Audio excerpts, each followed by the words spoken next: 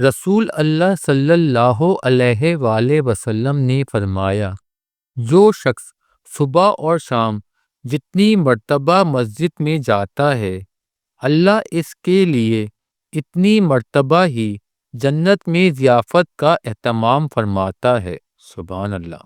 سیدنا ابو ذر رضی اللہ تعالی عنہ کہتے ہیں کہ میں نے کہا، اے اللہ کے رسول صلی اللہ علیہ وآلہ وسلم، مجھے نصیحت کیجیے۔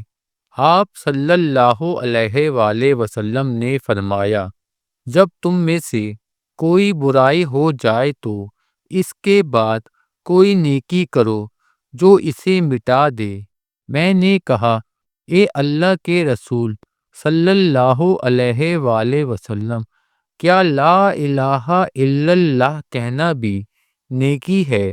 آپ صلی اللہ علیہ وآلہ وسلم نے فرمایا، یہ تو افضل نیکی ہے۔ سبحان اللہ۔